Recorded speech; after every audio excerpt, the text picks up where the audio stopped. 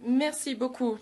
C'est un grand plaisir et un grand privilège pour moi d'être ici aujourd'hui. C'est bien entouré.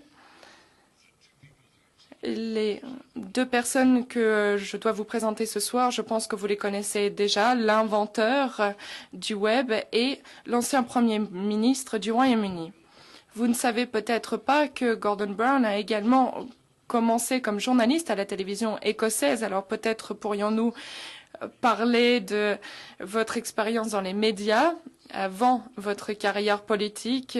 Tout à l'heure, je disais à Tim que nous devrions certainement commencer par parler de choses que vous ne connaissez pas, puisque vous les connaissez certainement très bien, tous les deux. Et je voulais vous parler d'une journée qui, selon les sources que j'ai trouvées sur Internet, et nous reviendrons sur la véracité de ces informations sur le web, plus précisément Wikipédia, le premier message hypertexte aurait été envoyé ici à Genève par Tim le jour de Noël en 1990. Je crois que j'ai cru que ce serait un bon point de départ, mais il m'a dit non, c'est absolument faux. Alors, corrigez-moi. Oui, si vous l'avez lu sur Internet, ce n'est pas forcément vrai. Vérifiez vos sources. Alors, le jour de Noël, je crois que CERN ferme à Noël. Tous les employés sont renvoyés chez eux. En fait, c'était la veille de Noël, le 24 décembre. Mon premier enfant devait naître à cette date, ce qui était un événement bien plus significatif pour moi, bien entendu. Alors, ce que j'avais prévu de faire, j'avais travaillé à partir du mois de septembre jusqu'en octobre, novembre, et je voulais tout finaliser bien avant Noël. Donc, j'ai lancé le logiciel et on donne à ce moment-là un numéro de version. Et généralement, je donne la date au logiciel. Je me suis dit, bon, je vais le faire pour les vacances de Noël. Donc, j'ai donné le numéro. Version 1992, 1.2.2.5. Mais le jour de Noël, je ne faisais rien du tout. Je n'étais pas du tout sur Internet. Et je n'étais même pas au CERN, je crois. Puisque le CERN ferme pendant une semaine ou deux. Est-ce que vous vous souvenez de la première fois que vous avez envoyé quelque chose par Internet, Gordon? La première fois que j'ai consulté le web, c'était pour obtenir les résultats du football. Je dois l'avouer, j'étais aux États-Unis et je voulais suivre les progrès de mon équipe. En fait, j'ai commencé ma carrière non pas comme journaliste, mais comme professeur d'université. Et l'université veut l'objectivité, la poursuite de la vérité, tout ce que j'ai dû laisser derrière moi en me lançant dans la politique, bien entendu.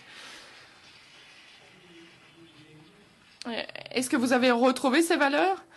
Je l'espère en tout cas. J'ai l'impression ce soir que bon, c'est un grand privilège d'être ici avec Tim Berners-Lee. C'est un génie. On doit le saluer en tant qu'elle et c'est un grand privilège de faire partie du World Wide Web Foundation avec lui.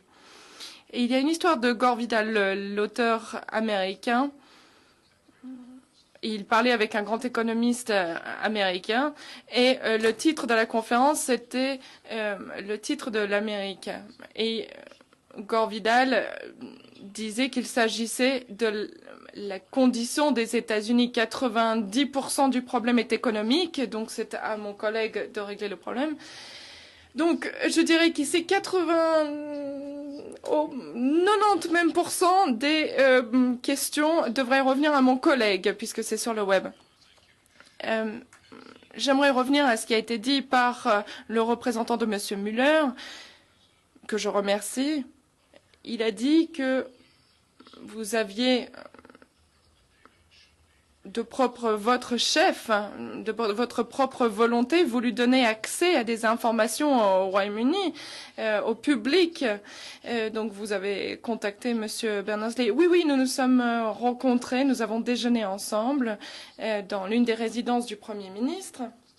Et j'ai simplement demandé à Tim ce que nous devions faire pour généraliser, populariser Internet. Que pouvons-nous faire? Et il m'a tout de suite répondu qu'il faudrait ouvrir les données du gouvernement. Et il m'a convaincu lors de cette conversation et je lui ai dit, très bien, entreprenons ce projet, mais nous ne pourrons pas le faire sans vous. Donc Tim nous a montré ce qu'il fallait faire et il a accepté dans le cadre de ce projet de travailler avec nous. Je crois que nous avons décidé d'une date, le 1er janvier, le 25 décembre, je ne sais plus. Nous avions fixé en tout cas une date, il me semble le 1er janvier. À ce moment-là, nous devrions ouvrir au public des données du gouvernement. Nigel notamment a beaucoup participé à ce travail, il est présent ce soir. Et il s'est rendu compte qu'il y avait beaucoup de secrets dans la fonction publique au Royaume-Uni. Il ne s'agissait pas uniquement de politique du gouvernement, mais par exemple, aujourd'hui en ligne, puisque les entreprises et les organisations reprennent les informations, on retrouve les hotspots, les lieux où il y a le plus d'accidents de la route, donc vous pouvez les éviter. Un dentiste, par exemple, il est très difficile d'avoir un rendez-vous chez le dentiste. Et il existe maintenant des cartes géographiques de dentistes, des informations sur les trains pour les passagers. C'était des informations privées détenues par une entreprise privée auparavant et n'étaient pas forcément mises à disposition du public, même les horaires des trains, par exemple. Donc nous en avons fait des données publiques. Beaucoup d'informations qui auparavant n'étaient pas mises à disposition du public. Grâce à ce site, des organisations peuvent mettre en place des cartes, des calendriers pour transmettre ces informations qui devraient revenir au public, les informations météorologiques notamment. Il existe également un service de division territoriale. Toutes ces informations sont maintenant publiques. C'est un service gratuit pour que la population puisse utiliser ces informations cartographiques, par exemple. Tout ceci a pu se faire grâce au projet de données ouvertes et Tim et Nigel essaient de persuader d'autres pays d'en faire de même, des pays en Afrique. Peut-être pourriez-vous nous parler de ce qui se passe aux États-Unis également, puisque c'est votre bébé. Oui, oui, c'était excellent. Mais j'aimerais vous parler de certains des concepts. J'ai passé une vingtaine d'années de ma vie à essayer de convaincre des personnes de mettre des informations sur Internet. J'essaie de persuader les gens d'utiliser telle ou telle norme, de se joindre à nos projets, à nos groupes. Et la plupart du temps, lorsque l'on essaie de persuader les gens, on a l'impression de pousser contre un mur. Et quand on a l'impression de pousser contre un mur et qu'ensuite il y a une porte qui s'ouvre, on prend le risque de tomber en avant. Et donc c'était véritablement une surprise de voir Gordon Brown se retourner et dire « Très bien, c'est ce que nous allons faire ».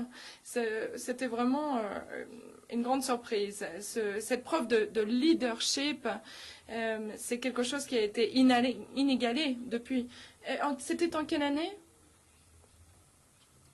2009. Et avez-vous respecté la date du 1er janvier?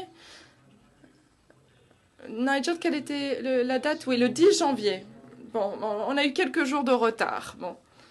Bon, je ne retiens pas très bien les dates, les noms, les visages, mais bon. Donc, en effet, nous avons respecté les délais. Il nous a fallu décider ce qui devait être inclus ou non. Nous avons eu de très bonnes surprises. Certaines personnes sont venues chez nous voir et nous ont dit, voilà, nous voulons vous donner toutes nos informations. Et puis, à d'autres occasions, certaines personnes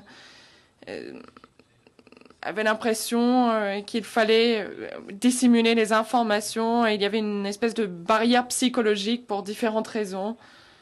Il y a des centaines de raisons qui peuvent expliquer cela. Quels gouvernements se sont montrés ouverts à cela?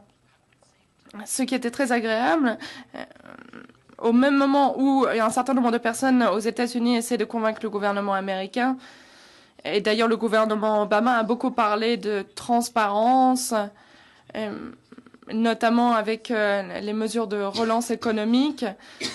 Donc, un certain nombre de personnes aux États-Unis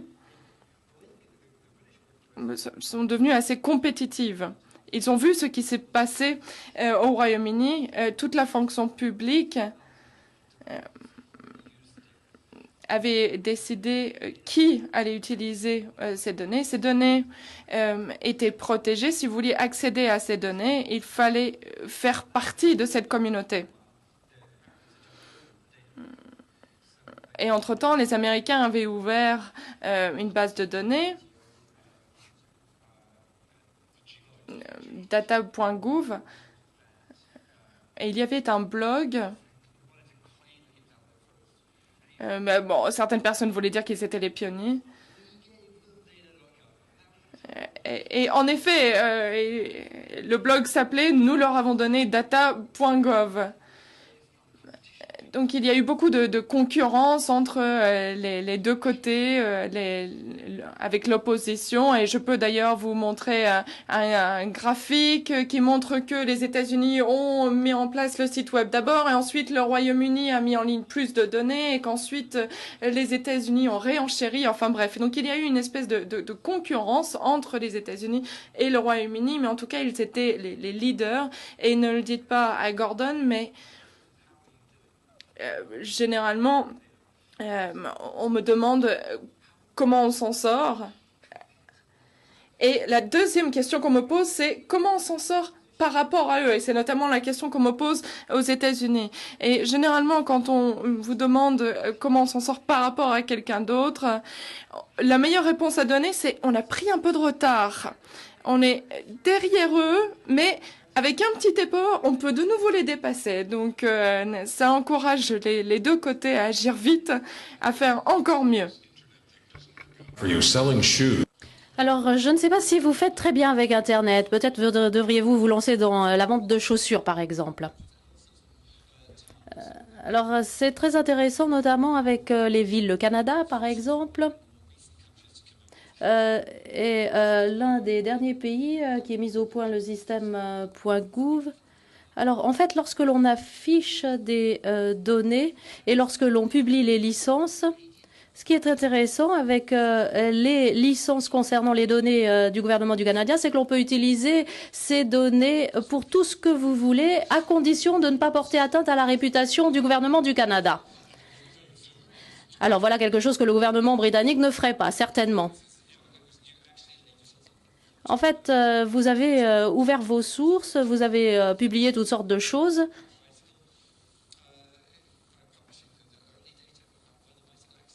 Par exemple, pour la vente de vélos, en publiant les données sur l'endroit où on pouvait les trouver. Enfin, c'était un acte déterminé du gouvernement.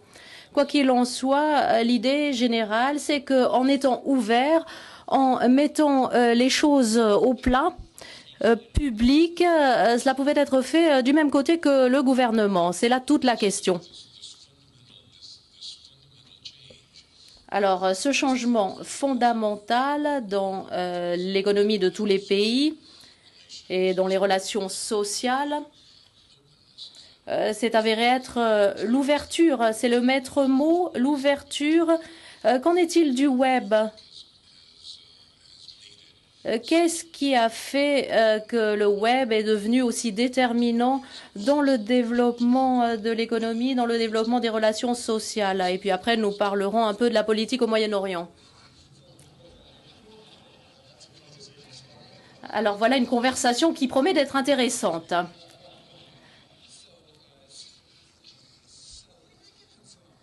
Vraiment, je ne sais pas où vous êtes allé le chercher, celui-là. En fait, je peux voir que vous avez de nombreux amis journalistes. Alors, à propos du web, ce n'est pas simplement le web.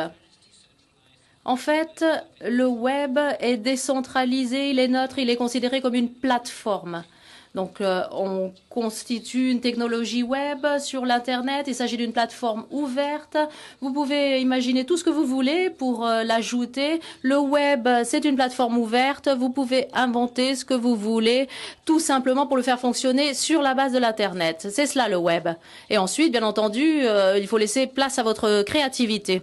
Donc, l'ouverture, tout est question de savoir si vous l'utilisez pour être ouvert ou si vous l'utilisez en tant que gouvernement pour contrôler le système et pour essayer, par exemple, d'éteindre le web ou de filtrer le web. Le gouvernement du Royaume-Uni a donc décidé de l'utiliser en vue de l'ouverture. Alors, l'ouverture, ce n'est pas simplement une question de transparence. En fait, la transparence semble être très à la mode, mais le principal avantage pour les pays, pour le monde entier d'ailleurs, c'est que ces données sont précieuses. Vous pouvez prendre des informations sur n'importe quel phénomène et placer cela sur le web. En fait, par exemple, les gouvernements produisent des cartes et en fait, c'est soumis à des droits d'auteur. On ne pouvait tout simplement pas les publier librement, ce qui était un obstacle. En tant qu'entreprise, par exemple, vous voulez, par exemple, donner des itinéraires pour se rendre d'un endroit à un autre, mais vous pouvez également afficher les informations concernant les transports publics. Donc, en fait, il y a de grands avantages économiques à l'idée de publier les données. Et puis, c'est également un créateur d'entreprise, puisque les gens disposent tout à coup d'informations avec lesquelles ils peuvent interagir pour produire de nouvelles idées, vendre des services pendant un certain temps. Il y a donc toutes sortes d'entreprises qui sont nées à la suite de la création du web. Plus les pays ouvrent leurs données, plus cela permettra à des entreprises de devenir florissantes. Comment avez-vous utilisé le web dans votre dernière campagne? Réponse, pas très bien, à vrai dire. Mais malgré tout cela, le président Obama nous a fait une démonstration de la façon dont le web peut être utilisé de façon extrêmement efficace. Et puis, nous parlerons tout à l'heure d'autres régions du monde.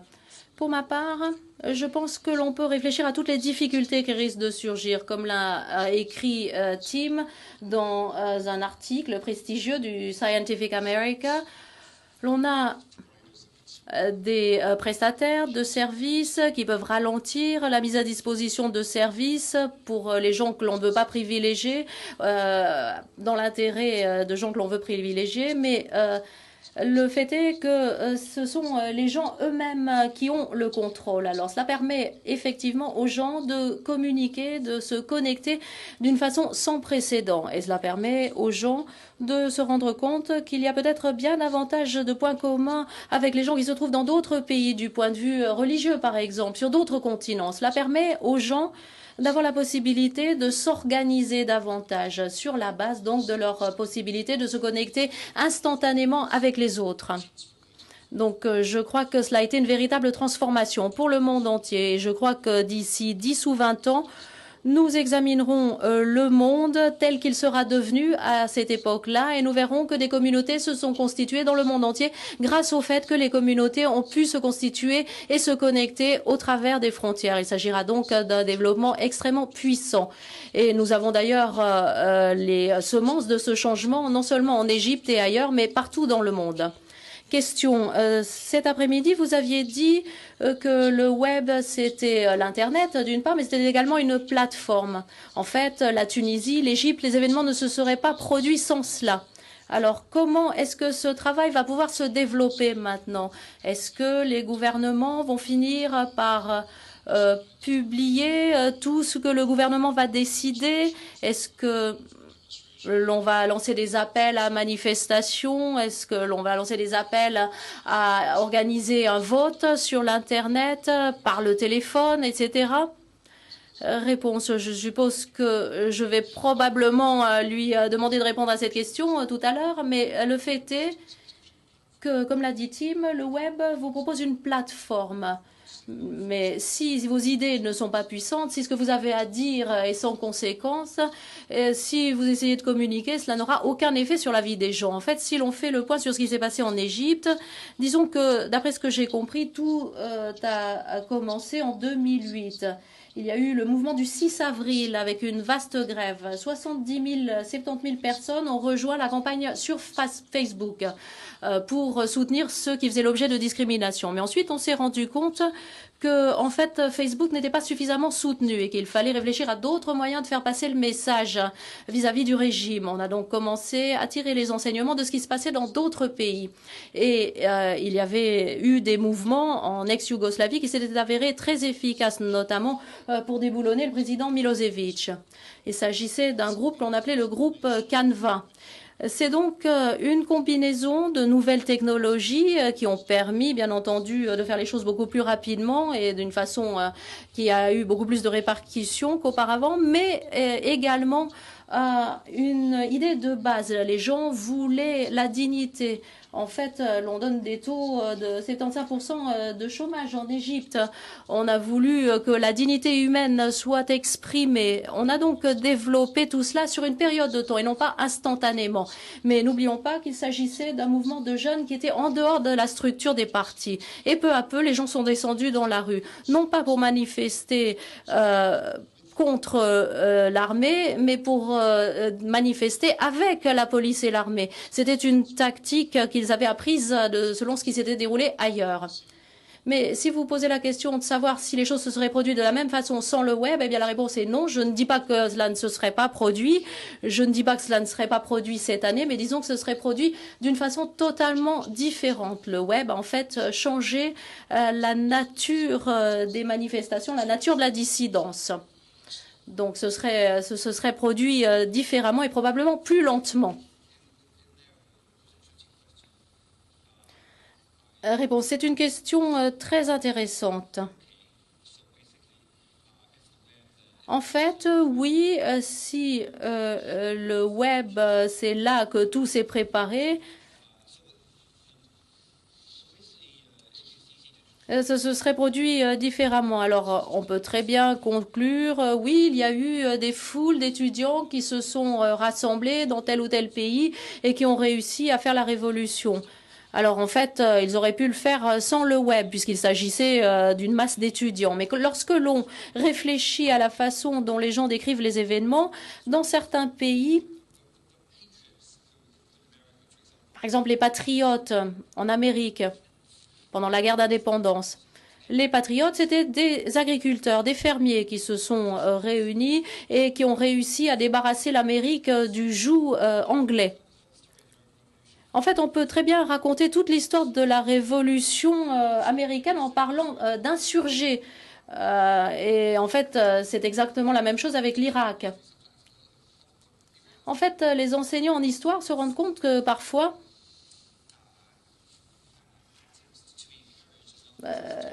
les militants, on appelle certains militants et qu'ailleurs on les appellerait terroristes. Mais en fait, ce qu'il faut, c'est une méthode de décision pour savoir ce qui est un militant et ce qui est un terroriste. Ce qui nous amène à quelque chose d'essentiel dans la façon dont nous menons notre vie collective. Vous avez été journaliste, vous avez été politicien. Eh bien, l'essentiel, c'est qu'est-ce qui, à notre avis, est la vérité. Que faut-il faire à notre avis? En fait, nous avons travaillé au sein de grandes institutions, nous les avons changées au fil du temps, nous continuons de les réévaluer. Les institutions sont mises en place et elles sont vraiment importantes.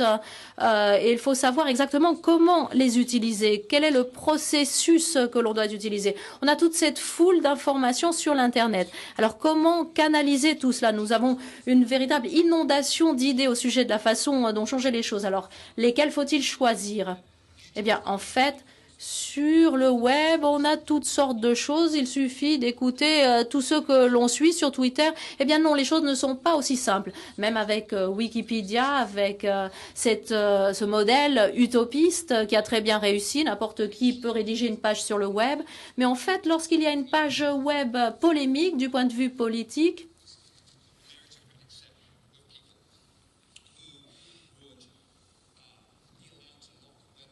Eh bien, il faut savoir qu'il faut avoir des gens qui sont en mesure d'accéder à des pages web qui sont verrouillées.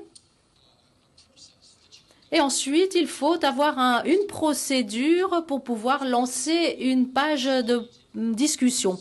Donc, Wikipédia, si l'on veut, a créé une sorte de démocratie, une sorte de méritocratie également.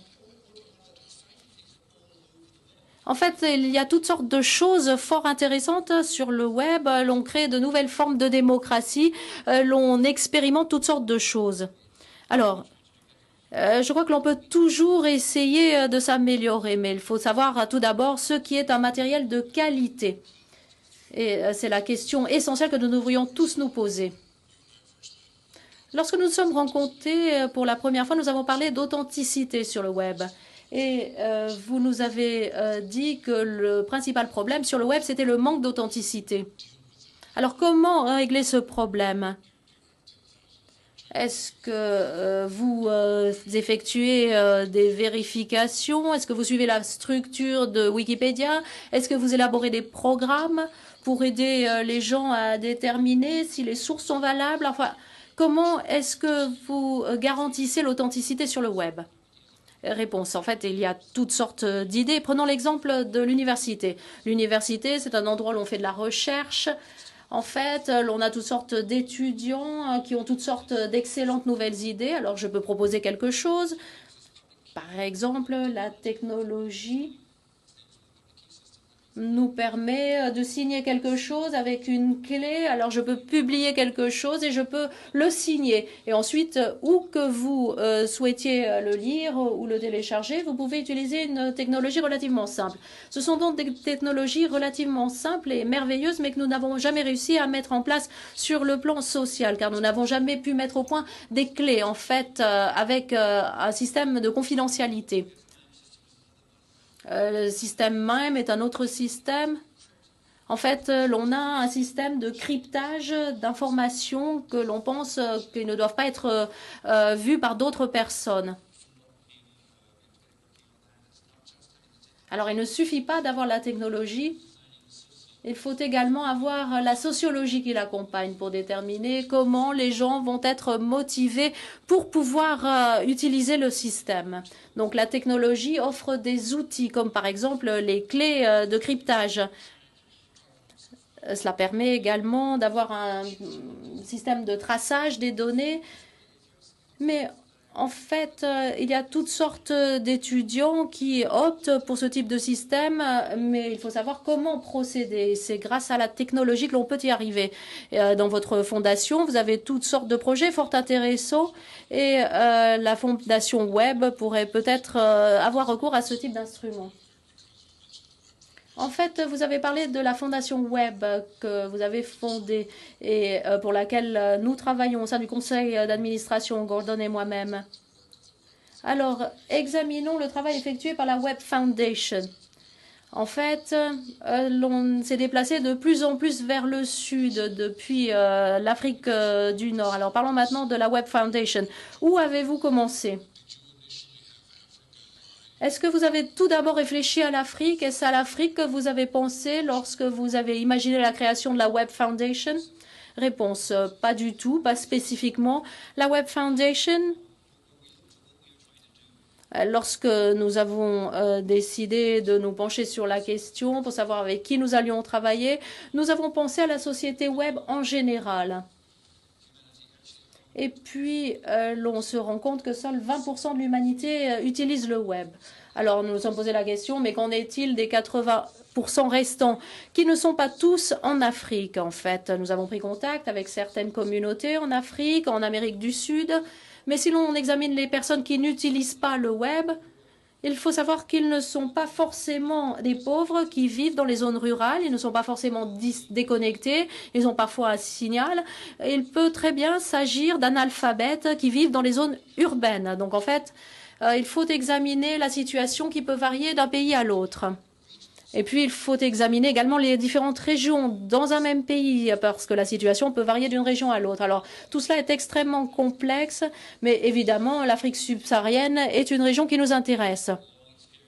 En fait, nous avons eu une longue historique d'intérêt pour l'Afrique. En fait, ce qui est très révélateur, c'est ce qui s'est passé en Afrique au cours des dernières années. La pénétration de la téléphonie mobile a augmenté de façon spectaculaire. Je crois que nous en sommes à 500 millions de téléphones mobiles supplémentaires. Alors, l'on a assisté à des changements spectaculaires, même dans les zones rurales. Parfois, les gens ont accès à la téléphonie mobile simplement avec une carte SIM et l'on utilise un point de contact pour effectuer un appel sans pour autant avoir un téléphone. Alors, l'accès est de plus en plus large. Mais la question à se poser, c'est pourquoi est-ce que seul un petit nombre de personnes ont accès à la bande passante et ont accès à l'Internet? La bande passante ne représente que 2% d'accès en Afrique et 10% pour l'Internet. On a donc une population qui pourrait très bien bénéficier d'un grand pas en avant technologique grâce à cette technologie. Alors pourquoi ne pas faire avancer les choses plus rapidement, en particulier parce que les gens sont équipés de téléphones mobiles désormais. Alors quels seraient les avantages que l'on pourrait de tout cela? En fait, des avantages en matière d'éducation. Il faut savoir que certains ont déjà lancé des informations éducatives. Auparavant, on avait des manuels scolaires, on avait des enseignants avec des compétences spécifiques sur tel ou tel sujet à l'école primaire et secondaire. Donc c'est très intéressant avec la transmission d'informations, par exemple avec le projet VIH-Sida en Afrique du Sud, où les gens peuvent rester en contact, non pas en se rendant directement chez le médecin, ce qui coûte très cher, mais simplement en envoyant des SMS au médecin. Tim, avec la Fondation Web, a promu un projet en agriculture pour tenir au courant les agriculteurs du prix des récoltes, pour qu'ils sachent également ce qu'il en est des problèmes auxquels ils vont devoir faire face au moment de la récolte. Il y a toutes sortes d'utilisations sur le web. Mais il faut savoir tout d'abord comment l'on pourrait obtenir des services par le téléphone mobile et deuxièmement, comment avoir une bonne connexion au web par différents moyens en Afrique. Ce qui pourrait faire une véritable différence. En fait, l'on pourrait faire un énorme pas en avant et contourner les technologies que l'on a mises en place pendant la révolution industrielle en Europe. Cela permettrait au continent le plus pauvre du monde d'avancer très rapidement et de devenir l'un des continents les plus prospères, à condition de bien canaliser ces nouvelles technologies dans leur intérêt. Je veux dire qu'il y a toutes sortes de projets très intéressants qui sont en train de se mettre en place. Alors si nous nous engageons en faveur de tout cela, nous pourrions véritablement apporter la différence et élargir les occasions dans ces différents domaines, en particulier dans les zones les moins développées. Donc si je vous ai bien compris, plutôt que de se concentrer sur le fait que tout le monde doit avoir accès à la bande passante, nous pourrions peut-être augmenter le pourcentage de personnes ayant accès à l'Internet, même au niveau de base. Réponse. Je pense qu'il y a toutes sortes de façons de le faire très rapidement, mais la bande passante, c'est quelque chose de réel. Et j'en parlais avec Tim cet après-midi.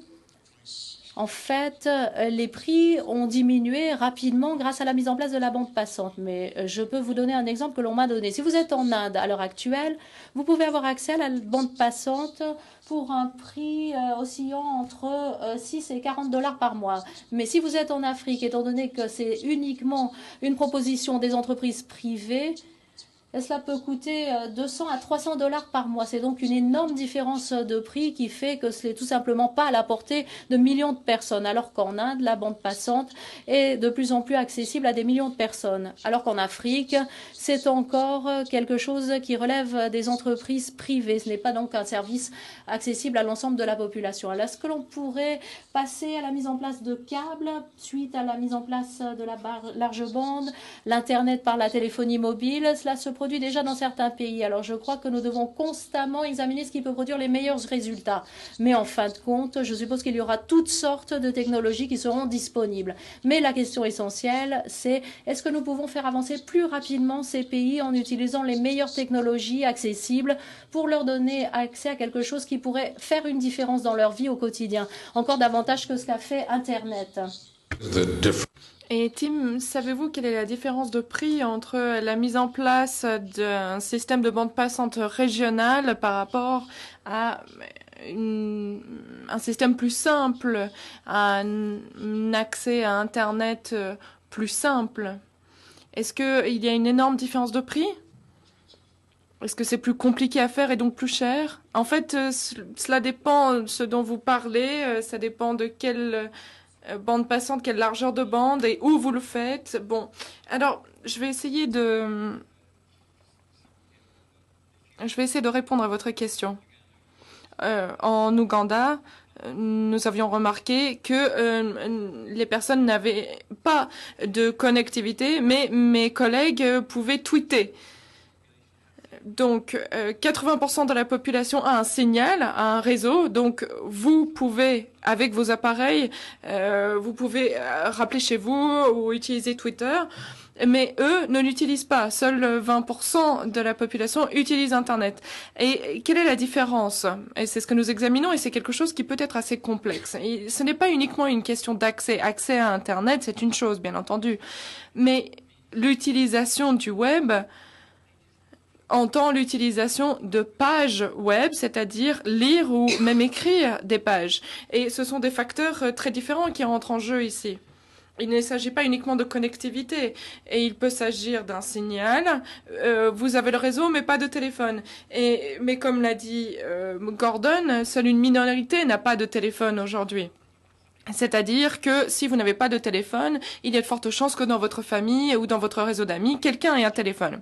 Donc, peut-être avez-vous un téléphone, mais peut-être n'avez-vous pas d'accès au web. Mais les téléphones standards Nokia à $10 qui existent partout en Afrique aujourd'hui n'ont pas forcément la possibilité d'accéder à Internet, mais la plupart des nouveaux téléphones qui sont vendus donne la possibilité d'accéder à Internet. Alors peut-être avez-vous le téléphone, peut-être pouvez-vous accéder à Internet, mais quand vous y accédez, vous ne trouvez rien dans votre langue maternelle. Et dans certains pays, beaucoup de personnes parlent à l'heure actuelle un assez bon anglais. Au Ghana, en Inde, beaucoup de personnes parlent anglais. Mais il s'agit d'intellectuels, pas de population rurale. La plupart des populations rurales ont une langue locale. Donc nous devons faire du web un média multilingue. Peut-être avez-vous un téléphone, accès à Internet, et vous trouvez des contenus dans votre langue, mais vous êtes analphabète. Donc vous ne pouvez pas lire le contenu dans votre langue. Peut-être que vous êtes dans un village africain très éloigné et que vous ne savez pas lire, mais peut-être que vous vivez dans une zone urbaine, dans un pays développé, mais que vous êtes analphabète, que vous ne savez pas lire. Ça existe aussi dans ces pays-là. Donc, il y a une énorme différence entre les personnes qui n'ont pas de réseau et ceux qui ne peuvent pas profiter des contenus. C'est très complexe.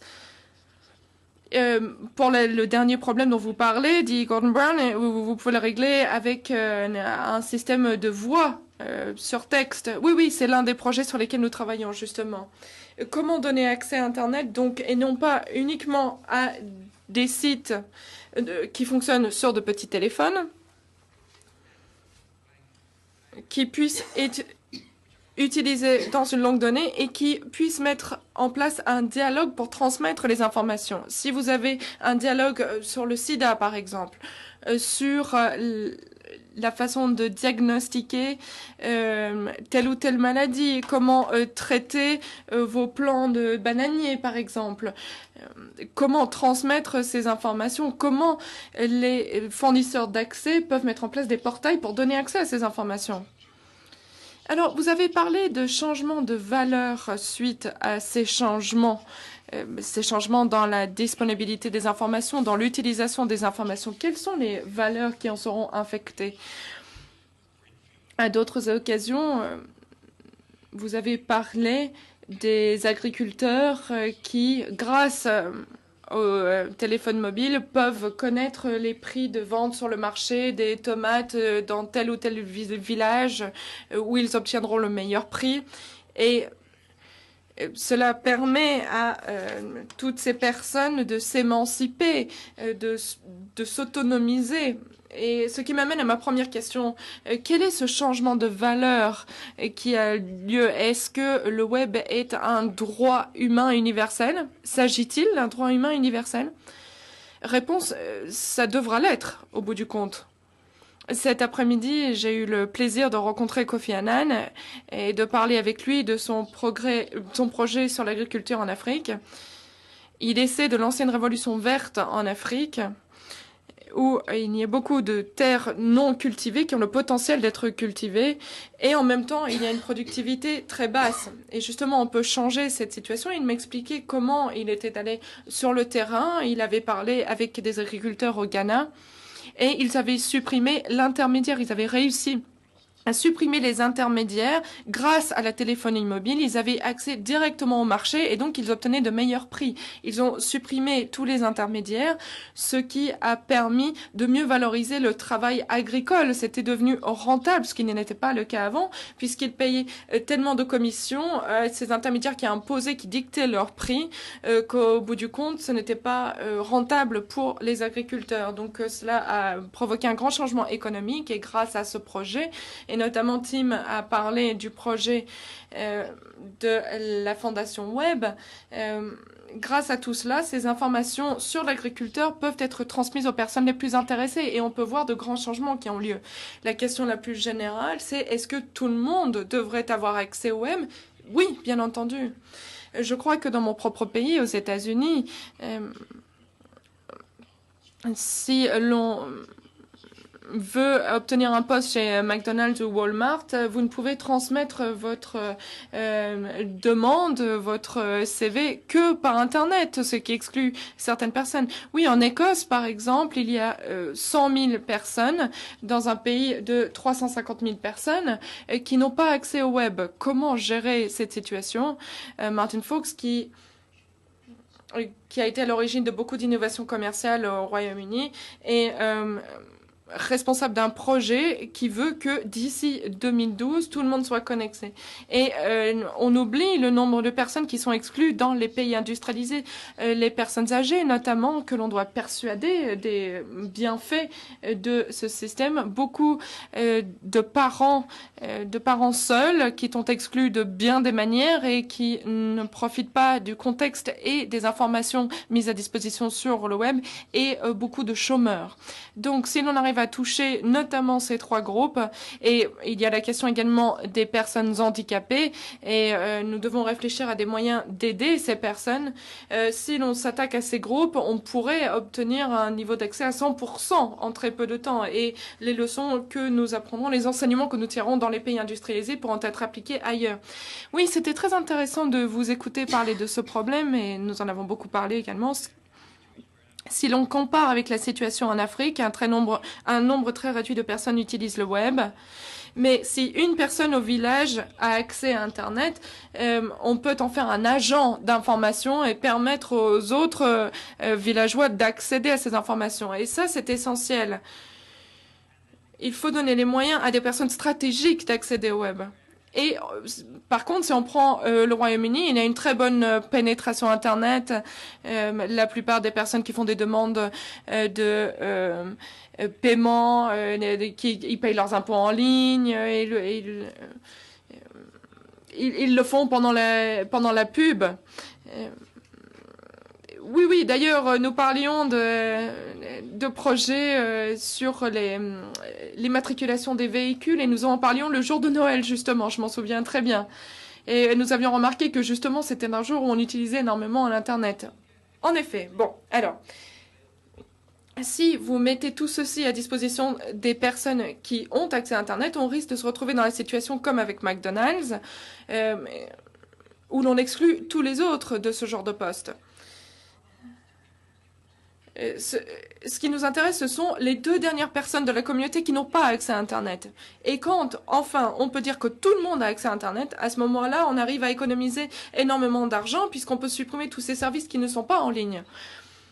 Et le seul moyen de le faire, pour être équitable, pour être juste, que l'on parle de l'Afrique ou de l'Écosse, c'est de tenir compte de ces personnes, puisqu'il y aura toujours un pourcentage de personnes qui sont tellement isolées, qui n'auront pas accès ou qui n'aiment pas l'idée, puisque ce sont des personnes trop âgées, qui ont vécu 2 guerres mondiales et qui se disent « j'ai vécu très bien sans Internet jusqu'ici, pourquoi m'y mettre ?» Et il faut tenir compte de ces personnes. Nous ne devons pas leur imposer Internet. Nous ne devons pas créer une société dans laquelle on ne peut pas vivre, dans laquelle on ne peut pas conduire, voter, etc. sans accès à Internet. Donc nous devons tenir compte de tout cela, donner des espaces à ces personnes où l'on peut peut-être intégrer ces personnes plutôt que d'aller chercher votre permis, si vous renouvelez votre permis de conduire par exemple, aller dans un point où il y a accès à Internet, donc dans une bibliothèque ou autre, et là une personne aidera à faire toutes les choses qu'il faut faire en ligne. Donc plutôt que de vous s'adresser à un comptoir où l'on s'adresse à un fonctionnaire, moi j'ai un écran, je vois, mais il n'y a pas de rapport de supériorité. On peut avoir une interaction, donc on pourrait imaginer un grand écran que la personne en face puisse voir également pour que vous puissiez voir ce que je fais pour vous, ce que je fais avec vous, aider les personnes à réaliser toutes ces démarches en ligne. Et à ce moment-là, les personnes verront qu'Internet est utile et pourront apprendre à l'utiliser et éventuellement s'y intéresser et acheter un ordinateur. Cela pourrait être très utile, mais il faudra toujours donner la possibilité à ces personnes d'aller dans un lieu, un espace où ils peuvent obtenir de l'aide. Oui, en effet, dit Gordon Brown, cela fait partie de notre projet. Nous voulons donner l'accès aux personnes qui n'ont pas forcément cet équipement, ces appareils eux-mêmes. J'ai réussi à persuader ma mère, d'ailleurs qui a plus de 80 ans, à aller sur Internet, mais je n'ai jamais réussi à la persuader d'utiliser un téléphone portable. Bizarrement. En effet, c'est problématique. Je me souviens une fois, j'ai reçu un appel d'un journaliste à Cuba. Je lui ai demandé s'il avait vu dans le journal le reportage que nous avions publié. Il m'a dit non. Il a dit non, je n'ai pas accès à Internet. Et je vis dans un pays où je viens d'expliquer à ma mère ce que c'est un fax, que c'est un téléphone qui imprime du papier. Alors, voilà. Alors, nous sommes dans une université, nous sommes entourés des générations futures, et il me semblait que l'on devait prendre quelques questions dans la salle. Très bien, alors, nous allons prendre le temps d'écouter un peu le public, d'écouter les questions. Mais d'abord, comment s'assurer que nous sommes sur la bonne voie? Comment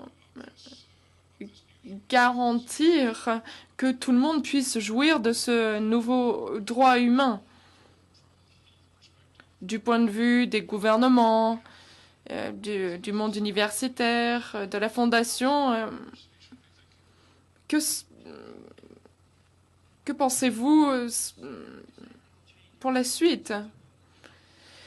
Il faudra prévoir un changement éthique de la vision, le droit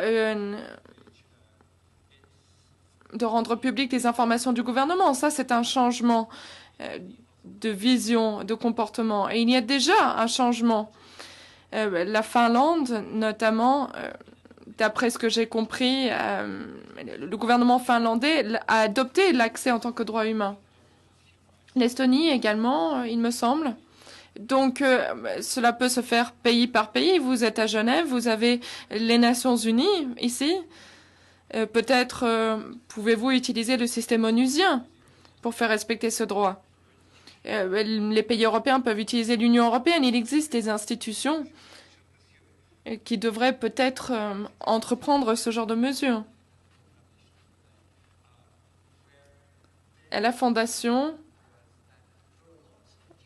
la plus grande préoccupation était qu'il y avait énormément d'ONG qui luttent pour les droits humains, les droits des homosexuels, des pauvres, de toutes sortes de groupes, des femmes, de toutes sortes de démunis. Et ils commencent à se rendre compte que le moment est venu de lutter pour le droit à la collectivité. Et si vous luttez pour le droit de la femme et que vous obtenez un accord de principe, mais que tout cela ne reste que théorique, que les femmes n'ont pas accès à Internet, par exemple, c'est inutile. Donc, en fait, la lutte pour les droits humains a trouvé son espace, puisque c'est une technologie qui donne la possibilité de s'ouvrir au monde. Lorsqu'il y a une discrimination, on peut en parler. Par exemple, les fournisseurs d'accès à Internet ou le gouvernement qui bloque des sites. À ce moment-là, on peut tous montrer du doigt ces censeurs. Les ONG peuvent réagir. Alors peut-être qu'il faudrait mettre au point un texte international pour faire respecter ces droits, tels que dans la Convention sur les droits de l'enfant. Il faut surveiller de près les abus. Il faut trouver des exemples, des illustrations pour que les personnes réticentes, lorsqu'ils disent non, ce n'est pas un problème, vous pouvez leur dire non, telle personne en a souffert. Il y a eu tel abus. Oui, en effet, c'est fascinant. Si l'on observe le monde dans les années 90, nous avons connu la terrible tragédie du Rwanda. Les informations ne nous sont pas parvenues suffisamment rapidement et c'était l'un des problèmes.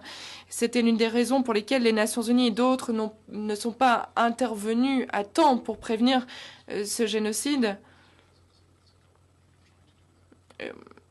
Les gouvernements peuvent essayer d'opprimer leur population, mais on ne peut pas totalement bloquer les informations. Vous pouvez terroriser vos citoyens, mais ces citoyens ont maintenant les moyens de faire parvenir des messages à l'extérieur, ce qui met une pression supplémentaire sur ce genre de régime.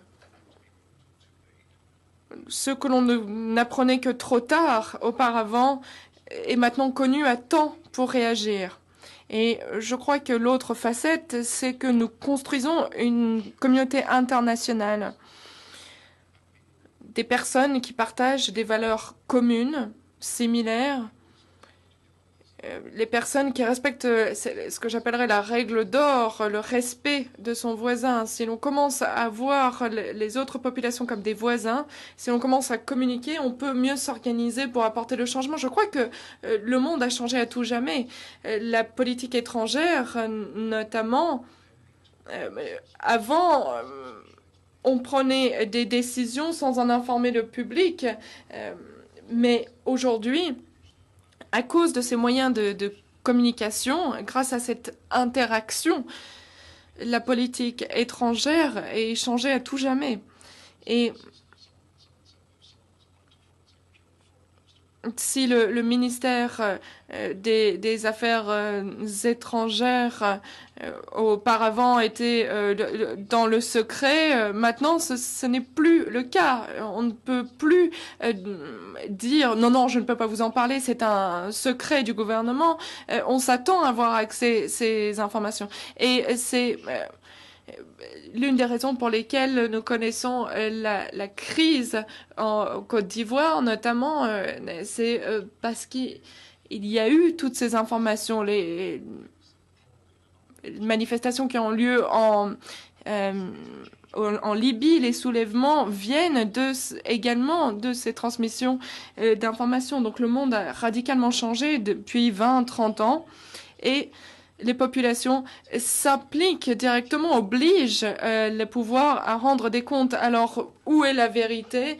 Bien entendu, nous sommes pris dans un flot d'informations, nous sommes inondés d'informations. Mais en tout cas, les personnes au pouvoir doivent beaucoup plus rendre des comptes qu'auparavant. On peut leur poser des questions et on peut s'attendre à ce qu'ils répondent à ces questions. Et je crois que c'est un changement fondamental dans la communauté internationale. En effet, un changement de valeur, c'est ce que l'on attend. On s'attend à ce que ces informations soient mises à disposition. Et notamment, on l'a vu en Chine avec le séisme, la crise au Japon. Alors, à ce propos, est-ce qu'il y a des geeks, des spécialistes en informatique dans la salle? Est-ce que ce sont deux entités qui s'excluent mutuellement, donc un spécialiste en informatique ou un geek? En fait, nous avons vu qu'il y avait des problèmes sociaux et tout a commencé par des gens qui ont effectué une conception technique, par des geeks, mais tout en gardant à l'esprit la conception sociale. Lorsqu'il s'agit, par exemple, de faire en sorte que le monde soit plus solide, eh bien, il y a toutes sortes de domaines de recherche très intéressants pour faire en sorte que le monde puisse être de cette façon. Par exemple, si quelqu'un éteint l'Internet dans tel ou tel pays,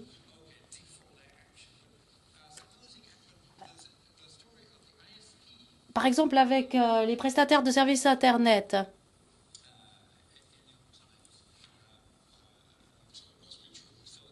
ça a été écrit dans le New York Times, donc c'est que c'est vrai. En fait, je leur fais entièrement confiance, sauf lorsqu'il s'agit de domaines que je connais très bien. Donc, un journaliste s'est rendu en Égypte et s'est rendu compte qu'il y avait un prestataire de service qui avait essayé de fournir le service, mais l'Égypte, on avait éteint le web, mais l'Égypte restait tout de même connectée. Donc, on peut très bien mettre en place notre propre service web, notre propre système de courrier, et puis on a même le système de traçage ancien du web qui permettait d'envoyer des messages. C'était en fait une version ancienne de Twitter. Et donc, on peut très bien avoir Twitter, un système de conversation en ligne. Et c'est donc ce qu'il a mis en place. Et puis, il a pu télécharger un logiciel des États-Unis. Donc, en fait, il aurait pu y avoir davantage de résilience en Égypte. Mais disons qu'il avait un stock de choses que l'on peut faire lorsque l'on est confronté à ce type de situation difficile. Alors, comment pourrait-on reconcevoir le protocole pour faire en sorte d'avoir davantage de résilience? Par exemple, si l'on peut transmettre des données par le web jusqu'à ce que, en fait, le système fasse front à une attaque. Et à ce moment-là, on se transforme en système pair à pair, peer-to-peer. Et de cette façon, cela permet de pouvoir remonter le courant et de pouvoir contourner la difficulté. Donc, il y a toutes sortes de façons techniques qui nous permettent de concevoir l'Internet pour améliorer ce type de situation. Et de cette façon, le système sera plus résilient. On peut envisager un système plus résilient. En fait, on a tendance à penser qu'il s'agit d'un réseau et si on coupe un câble, plus rien ne fonctionne. Mais en fait, c'est simplement que si l'on coupe un câble, quelqu'un va ne plus avoir de connectivité. Mais en fait, tout est bien plus connecté que tout cela. On peut très bien envisager de concevoir des systèmes qui puissent être plus robustes face à ce type de difficultés. C'est donc un défi qui est lancé à la communauté technique. Alors, tous ceux qui ont levé la main tout à l'heure, rentrez chez vous et commencez à travailler là-dessus. Vous pouvez même partir un peu plus tôt. Voilà, nous avons maintenant la possibilité d'entendre quelques questions. Tellement habitué à utiliser les claviers ou les écrans tactiles, personne n'a rempli des petites cartes. Donc n'hésitez pas à poser des questions oralement et le panel va y répondre. There's a question over there and it looks like he's even written it down.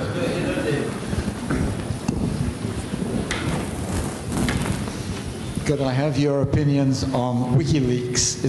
Est-ce que je peux avoir votre avis sur WikiLeaks? Est-ce que c'est une bonne chose, une mauvaise chose? Je suis très heureux que vous posiez la question. Je m'apprêtais à la poser moi-même à mon excellent ami Gordon Brown. En fait, lorsqu'il nous a parlé de son expérience, eh bien, quels seraient les bons conseils qu'il pourrait donner à un Premier ministre? Réponse. Avec WikiLeaks, le problème, c'est qu'il faut faire en sorte que le plus d'informations possible soit à la disposition du public. En fait, c'est une idée peut-être un peu ancienne. Il faut que les gens puissent participer à la prise de décision dès la base. Alors, Wikileaks a permis d'amener des informations au public, ce qui est une bonne chose. La seule remarque que j'aimerais faire, c'est que certains se sont retrouvés en péril au sujet de ce qu'ils faisaient en tant qu'individus. Et c'est cela qui a été très difficile de justifier. Des gens se sont retrouvés dans des situations où ils étaient en situation de danger dans certains pays.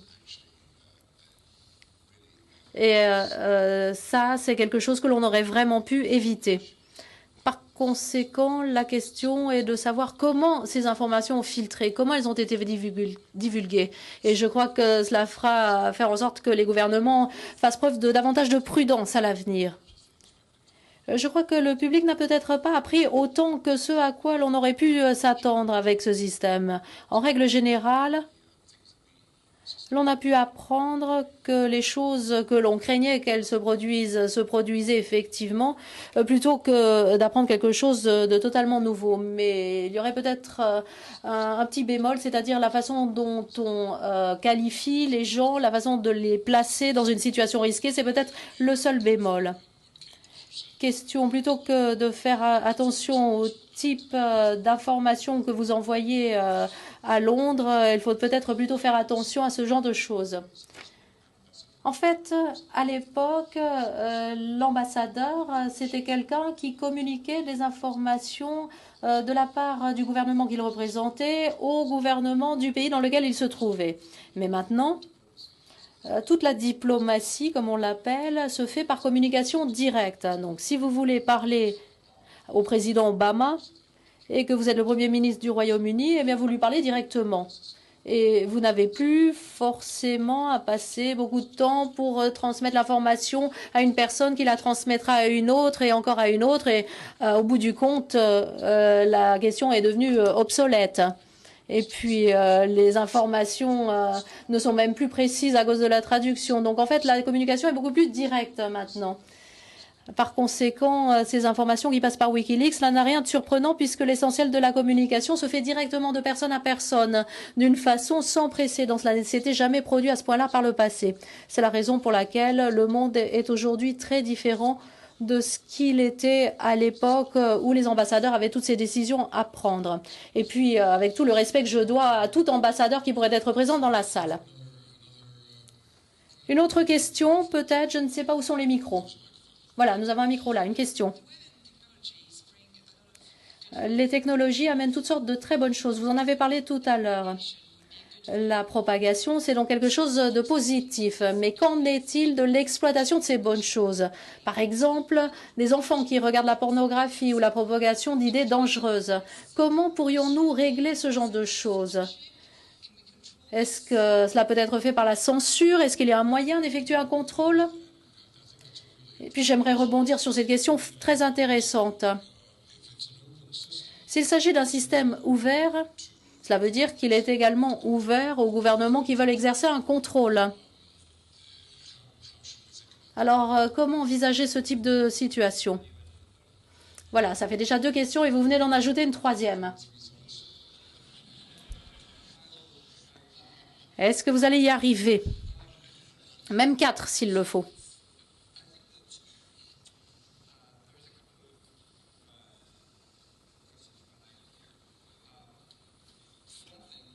Alors, d'une part, il y a des gens qui font des choses sur le web dont on sait qu'elles sont illégales. Par exemple, la pornographie enfantine. C'est illégal dans la plupart des endroits que je connais. Si vous faites de la pornographie enfantine sur le web ou ailleurs que sur le web, vous violez la loi et vous allez en prison. En fait, il y a toutes sortes de choses qui sont illégales aussi bien sur le web qu'en dehors du web. Par exemple, la fraude. Ce qui complique un peu les choses, c'est que de savoir ce qu'il en est des gens qui transmettent des mauvaises informations. Donc là, on a un jugement de valeur en utilisant le mot « mauvais ». Qu'est-ce que c'est qu'une mauvaise information? Et là, on a un jugement de valeur. Donc j'en reviens à la question de savoir si l'on peut traiter quelqu'un de militant ou de terroriste. Il faut savoir la différence entre les deux. Il faut savoir s'il s'agit de menacer un gouvernement justifié ou alors si on lutte contre un gouvernement qui n'est pas justifié. Alors comment le savoir? Comment définir un régime oppresseur? Par exemple, aux États-Unis, l'on doit toujours déterminer ce que l'on entend par gouvernement oppresseur. C'est quelque chose que l'on a fait récemment. Alors c'est là toute la question pour savoir ce qui est juste et ce qui ne l'est pas, ce qui est bien et ce qui ne l'est pas. Et comment peut-on décider cela dans le cadre du système que nous avons construit? Alors ma réponse est la suivante. Et pour répondre à votre troisième question, si vous donnez à un gouvernement le pouvoir de faire des choses vraiment importantes sur le web, par exemple couper quelqu'un ou suspendre la transmission ou intervenir sur ce qu'ils font, est-ce que c'est mauvais? Lorsque l'on a une agence qui est chargée de déterminer ce qui est bon et ce qui est mauvais, il y a toujours quelque part une agence qui vérifie, indépendante. Alors, en effet, l'on a par exemple affaire aux problèmes de mafia qui agissent sur Internet. Et en fait, c'est le seul moyen de pouvoir les attraper. Par exemple, les trafiquants de drogue. Alors, si l'on dote les responsables de pouvoirs importants, de compétences importantes sur le web, il faut ensuite avoir quelqu'un qui vérifie les vérificateurs. Je vois que nous n'avons plus guère de temps.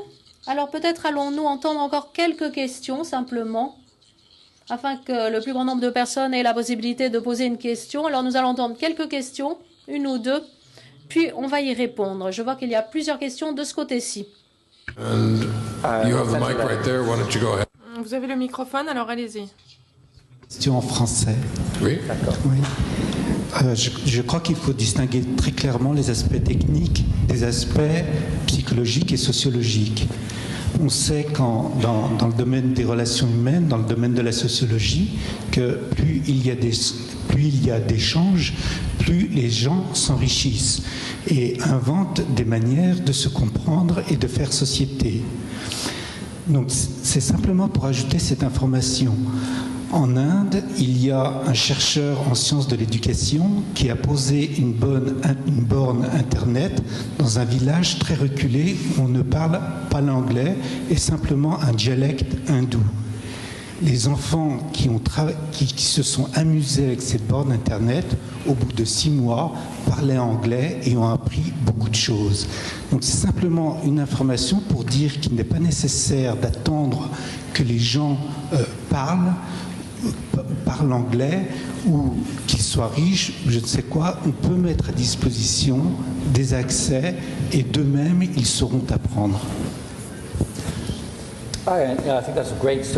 Oui, c'est une excellente histoire. En effet, que si vous mettez un accès à Internet dans le village, les enfants vont s'y intéresser. Ils vont, notamment avec les terminaux, avec toutes sortes de touches, les terminaux tactiles, on peut vraiment encourager les enfants à explorer. Oui, c'est une excellente nouvelle. Et ce que j'en retiens, c'est que la Fondation ne devrait pas trop se préoccuper de l'enseignement de base des techniques d'Internet. Cependant, combien de ces enfants sont devenus des blogueurs? Bon, les personnes vivant en Afrique, même s'ils s'intéressent beaucoup à l'Internet, souvent ne s'en rendent pas compte qu'ils peuvent contribuer à Wikipédia, par exemple, qu'ils peuvent écrire non seulement un article en anglais sur leur ville, qui n'est certainement pas représenté sur Wikipédia, ils peuvent écrire un article dans leur propre langue sur cette ville. Donc, je crois que certaines choses s'apprennent seules. D'autres choses, il faut peut-être leur donner un coup de pouce. C'est très bien que ces enfants aient pris le temps, mais est-ce qu'ils ont appris l'anglais? Est-ce que l'on veut que la participation à la société d'information passe obligatoirement par l'anglais? Vous parlez généralement l'anglais, à part vous. Vous accrochez à votre langue, vous insistez pour parler français, et c'est bien d'avoir la possibilité de le faire, mais peut-être qu'il n'y aura que 5 langues sur le net, les 5 langues des langues des Nations Unies. Mais en effet, pour parvenir à une paix dans le monde, il faut se limiter en termes de langues. Nous ne pouvons pas négocier la paix avec 2000 langues, donc il faut se limiter à un nombre réduit, 6 en l'occurrence aux Nations Unies, mais en effet, il faut également préserver la culture de chacun. Ces enfants doivent préserver leur tradition orale de transmission de contes. Donc les deux arguments sont valables et il faut en tenir compte. Alors peut-être que l'on devrait apprendre 2 langues. Il est essentiel de préserver ce qui existe. Le Schweizerdeutsch, par exemple, c'est toujours intéressant d'observer la culture suisse, ce qui se passe dans les montagnes, dans les vallées des Alpes. Il existe encore des personnes qui coupent eux-mêmes leur herbe à la main, mais qui participent sur Internet. Bon, ça peut être un mauvais exemple, mais en tout cas, c'est une excellente anecdote et peut-être pouvons-nous nous en inspirer pour la suite, en donnant accès, les gens apprennent. Peut-être une dernière ou avant-dernière question? Oui, bonjour. Ma question s'adresse à Tim Berners-Lee. Aujourd'hui, la plupart des jeunes utilisent les blogs, Twitter, Facebook. Alors, qu'avez-vous ressenti en lisant l'article de Chris Anderson qui a dit que le web était mort? Quand j'ai entendu que le web était mort, ma première pensée était au moins, je ne vais pas être obligé d'aller à Genève pour parler du web.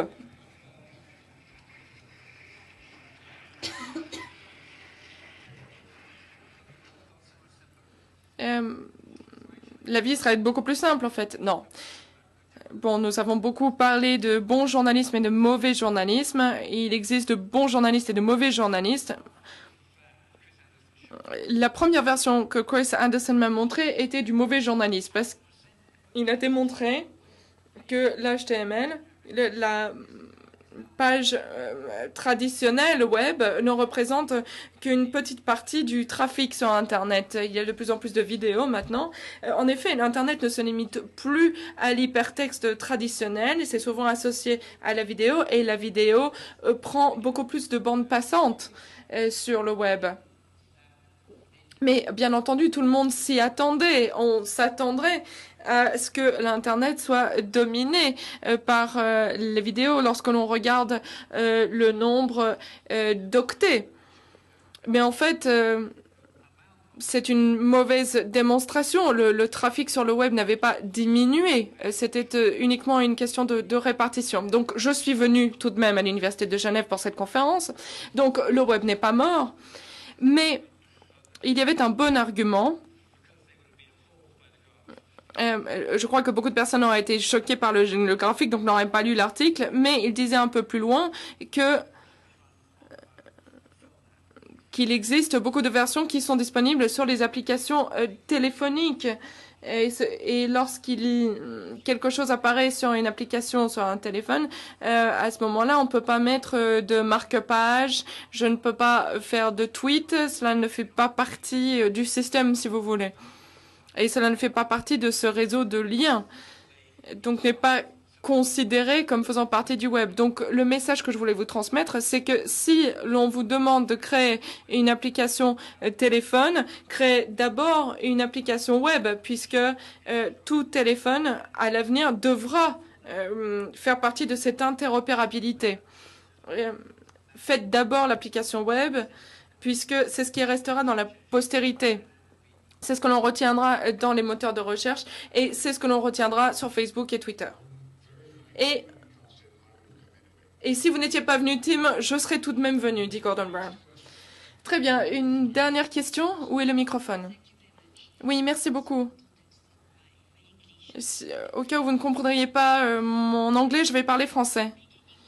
Vous aviez dit au début de nouveaux outils, de nouveaux utilisateurs, et pour améliorer l'autonomie personnelle. Alors, comment organiser la vie des personnes qui ne peuvent pas utiliser ces sites, qui n'ont pas accès à Internet? Est-ce que ce n'est pas les renfermer? Handicapés. Et vous savez très bien qu'il y a de plus en plus de personnes qui ont des ennuis de vue en raison justement de cet outil qui a tout envahi. Et il y a énormément de personnes qui n'ont accès à quoi que ce soit parce que tout est branché sur le web. Voilà. Alors, quelle sorte d'autonomie peut-on parler de ça? Est-ce qu'on ne pourrait pas envisager quelque chose dans les merveilleuses idées que vous avez à travers le web? Parce que c'est un instrument merveilleux. Merci. Quoi que ce soit, en fait, when you look... Well, en fait, si vous regardez sur Internet, si vous cherchez, il y a beaucoup de possibilités pour les personnes présentant des handicaps de ce type. Et il y a eu un consortium qui a été mis en place il y a de nombreuses années et il y a maintenant une initiative d'accessibilité au web dans ce consortium qui reprend justement ce dont vous avez parlé, l'accès universel à l'initiative. Nous avons beaucoup travaillé pour introduire des technologies qui facilitent l'accès à ces personnes qui ont des handicaps de tout type. Donc, je suis tout à fait d'accord avec vous, c'est essentiel. Je dirais à toute personne qui crée un site web, allez voir l'initiative d'accessibilité au web et trouver les lignes directrices par rapport à l'accessibilité des sites web, respecter ces lignes directrices et avec cette nouvelle fondation web, le web pour tous est essentiel. Nous n'avons pas directement parlé d'accessibilité, mais nous avions notamment parlé de l'analphabétisme, ce qui est également lié à ces handicaps. Il y a également des handicaps cognitifs. C'est un domaine très complexe.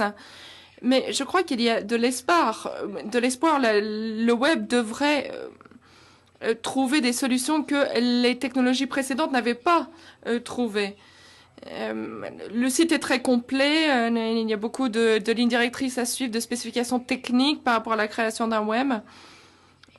Allez-y, allez sur le site web du consortium, renseignez-vous. Parfois, ce sont des choses toutes simples qui donnent un accès à toutes sortes de personnes présentant des handicaps différents pour qu'ils aient accès à ces informations. Gordon, vous vouliez intervenir?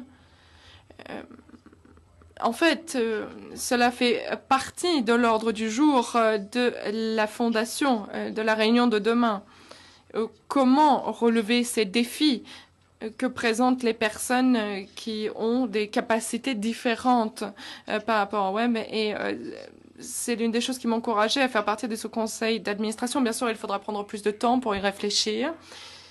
Il faut que tous ces outils soient accessibles à tous. Donc, il faut prendre très au sérieux l'utilisation des voix, notamment pour les personnes non-voyantes et malvoyantes. J'ai eu le privilège de travailler avec Tim Berners-Lee au cours de ces derniers mois, ces dernières années, sur le projet du gouvernement britannique et d'autres projets. Et je crois que à l'avenir, ce que l'on retiendra du web, c'est qu'il aurait pu être une source de revenus privés pour Tim et d'autres, mais au lieu de cela, contribuer au bien public par des décisions de ce type, tout comme le génome humain a été rendu public grâce à ces outils. Nous avons un instrument précieux grâce à Tim. Nous devons l'utiliser au mieux et le rendre accessible au plus grand nombre.